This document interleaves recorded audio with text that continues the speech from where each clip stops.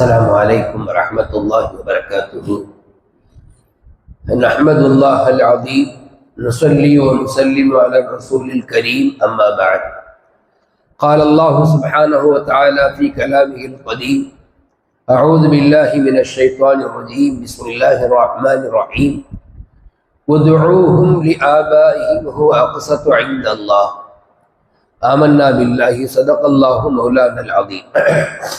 சங்கைக்கும் மிகுந்த மரியாதைக்கும் அரித்தான மேலான பெரியவர்களே, பாசத்திற்குரிய சகோதரர்களே, அருமை நாயகம் ஸல்லல்லாஹு அலைஹி வஸல்லம் அவர்களின் நற்பாக்கியங்கள் நிறைந்த உம்மத்துமார்களே, இஸ்லாமிய மார்க்கம் ஆதரவற்ற நபர்களை ஆதரிப்பதை குறித்து பல்வேறு வகைகளில் நம்மை ஆர்வப்படுத்துகிறார். அல்லாஹ் ரப்புல் ஆலமீன் எல்லா தம்பதிகளுக்கும் குழந்தை பாக்கியத்தை தருவதில்லை. சிலருக்கு அல்லாஹ் வாழ்க்கையில் குழந்தை பாக்கியம் இல்லாமலேயே ஆக்கியிருப்பார். அவனுடைய நாட்டம் அதிலும் ஹைர் தான் இருக்கும்.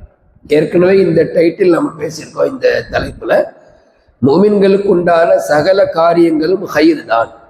அது நம்முடைய பார்வைக்கு நெகட்டிவாக ஒரு பெரிய ஒரு இழப்பாக தெரிந்தாலும் அதிலும் அல்லாஹ் ஹைர் தான் வச்சிருக்கிறான் என்பது நம்முடைய அசைக்க முடியாத நம்பிக்கை. அப்படி இருக்கும்போது அல்லாஹ் ஒரு தம்பதிக்கு குழந்தை பாக்கியத்தை தரவில்லை என்றால் அவர்கள் என்ன செய்யலாம்? தங்களுடைய அந்த ஒரு சந்தோஷத்திற்கு தங்களுக்கு பின்னால் அல்லது தங்களுடைய ஹயாத்திலே முதுமையிலே தங்களோடு ஒருவர் இருவர் பயணிக்க வேண்டும் என்பதற்காக ஒரு எத்தீமையோ ஒரு பிள்ளையோ நாம தத்தெடுத்து நம் குழந்தையாக வளர்க்கலாம். அங்கே இஸ்லாமிய பார்வை என்பது நம்முடைய குழந்தை அல்ல, அது குழந்தை மாதிரி வளர்க்கலாம். அது அங்கே கஃபாலத் என்கிற அரபி வார்த்தை தான் அங்கே சொந்தமே தவிர குனூவத் மகனாக ஆக்குதல் என்பதல்ல. இந்த சுயம்வரம் மாதிரி ஒரு வார்த்தை இருக்கு நம்ம சகோதர சமுதாயத்திடத்தில். என்னன்னா, ஒரு குழந்தையை தத்தெடுத்தால் அந்த குழந்தைக்கு அவர்களை பெயர் சூட்டி அரிசியிலே பெயர் எழுதி தன் மகனாகவே ஆக்குவார்கள். அது மார்க்கம் சொல்லல. இஸ்லாமிய மார்க்கத்தில் வளர்ப்பு மகன் என்கிற கான்செப்ட் எப்படின்னா, ஒரு கஃபாலத்துல் யத்தீம், ஒரு ஆதரவற்ற நபரை நாம ஆதரித்து வளர்த்து ஆளாக்குகிறோம். ஆனா அது ஒரு அமானிதம். நம்ம கையில எடுத்துட்டா நம்ம குழந்தையாக ஆக்கி கொண்டால், அதாவது நம்முடைய வளர்ப்பில் ஆக்கி கொண்டால், சொந்த மகனை வளர்ப்பது போலவே கல்வி அறிவூட்டுதல், அவருடைய மற்ற ஒழுக்கங்களை கற்பித்தல் எல்லாமே சிறப்பாக இருக்கணும். ஒருவேளை திருமணம் முடித்து வைக்கக்கூடிய சூழல் வந்தாலும் திருமணம் முடித்து வைக்கணும். அப்ப இது வளர்ப்பு மகன் என்கிற கான்செப்ட். இன்னைக்கு ஓதின ஆயத்து அது சம்பந்தமாக வருது.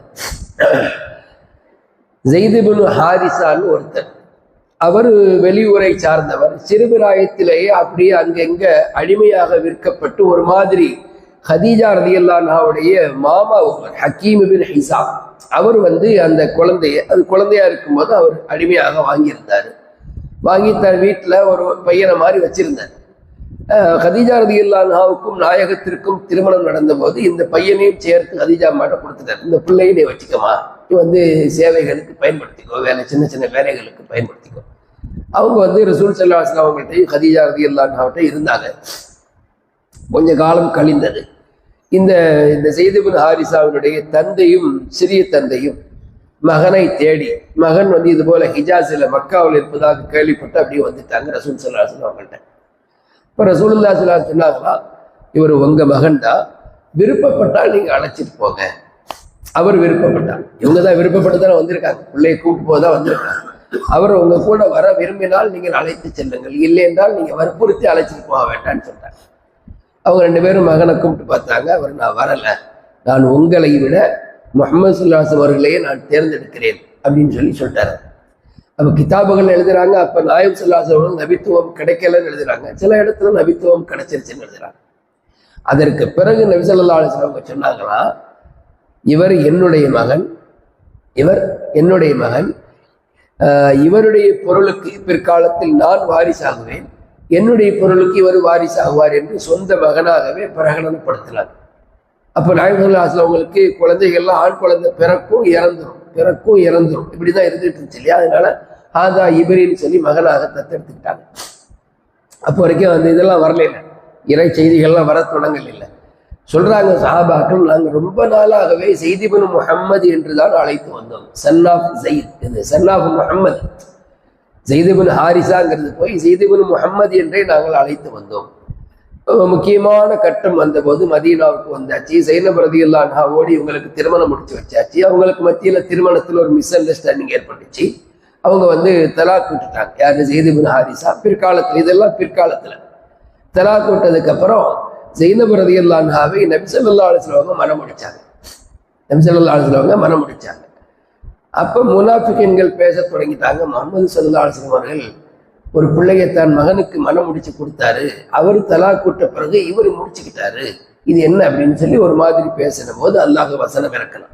வளர்ப்பு மகன்கள் யாரும் சொந்த மகன்களாக ஆக முடியாது, அவர்களுக்கும் இவர்களுக்கும் மத்தியில் மஹரம் உறவு கிடையாது. மஹரம்னா திருமணம் முடிப்பது ஹராம் என்கிற உறவு கிடையாது அப்படின்னு அல்லாஹ் தெளிவாக வசனம் இறக்கிறான்.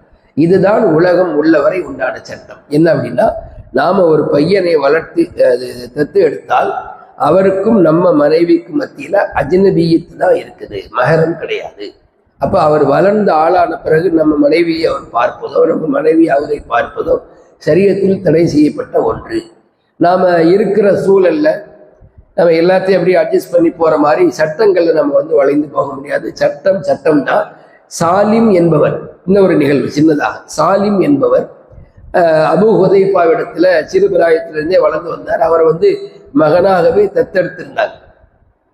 இப்ப இந்த ஆயத்து வந்த பிறகு, எந்த ஆயத்து அப்படின்னா, வமா ஜஅல அத்இயாக்கும் அப்னாக்கும், உங்களுடைய வளர்ப்பு மகன்களை நாங்கள் உங்களுடைய சொந்த மகன்களாக ஒருபோதும் ஆக்கவில்லை, அவர்களை அவர்களுடைய தந்தையின் பெயரை சொல்லி அழையுங்கள்.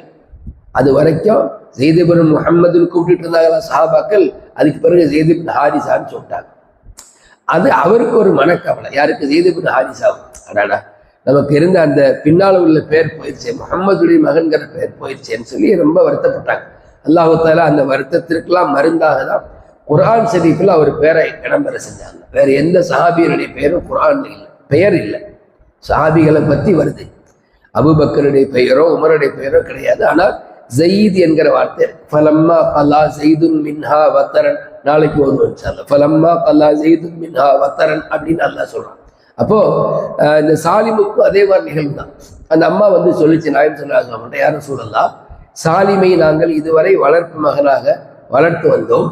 இப்போ குர்ஆன்ல வளர்ப்பு மகன் சொந்த மகன் இல்லைன்னு சொல்லிடுச்சு. இப்போ அவர் என்ன இதுக்கு முன்பு என்னை சந்திச்சு பேசியது போல, சொந்த தாயை போல என்ன அவர் சந்திச்சு பாவித்து பேசுறாரு. என் கணவருக்கு அது பிடிக்கல, நான் என்ன செய்யணும்? அப்ப நபி சொன்னாங்க, அவர் உனக்கு ஹராம் தான். அதாவது அவர் இப்போ வரைக்கும் உனக்கு ஒரு அஜ்னபி, அவரை ஹராம் ஆக்குறதா இருந்தா நீ மஹரம் ஆக்குறதுக்கு என்ன வழியோ அதை கொண்டு நீ மஹரம் ஆக்கிக்கொள் அப்படின்னு சொன்னாங்க. நபி ஸல்லல்லாஹு அலைஹி ஹதீஸ்ல வருது. ஆக இந்த ஆயத்தினுடைய விஷயங்கள் நமக்கு எதை சொல்லுதுன்னா, இஸ்லாமிய மார்க்கத்துல அடாப்ஷன், வளர்ப்பு, தத்தெடுத்தல் என்பது இருக்குது. அது கஃபாலத் என்கிற அந்த ஒரு பார்வையாகத்தான் பார்க்க வேண்டுமே தவிர சொத்திலே பங்கோ எதுவுமோ கிடையாது. இவருடைய சொத்தில் அவருக்கு பங்கோ, அவருடைய சொத்தில் இவருக்கு பங்கோ கிடையாது. பட் நாம ஏதாவது வசியத்து பண்றாருன்னா பண்ணிக்கலாம். வசியத்துங்கிறது அவருக்கு மட்டுமே சொந்தம் இல்லை. ஒருத்தர் இறக்கும் தருவாயில தன்னுடைய சொத்துல 1/3 பகுதியை யாருக்கும் அவரிடத்துல வசியத்து பண்ணலாம். மதரசாக்களுக்கு, ஏழை எளிய மக்களுக்கு, மஸ்ஜிதுகளுக்கு, எதற்கும் வக்ஃப் செய்யலாம், வசியத்து செய்யலாம். அதுபோல தன்னுடைய வளர்ப்பு மகனுக்கு வசியத்து செய்திருந்தால் அந்த வசியத்திலே பங்கு கிடைக்குமே தவிர விட்டு போன சொத்திலே அவருக்கு பங்கு கிடையாது, ஒரு சட்டம்.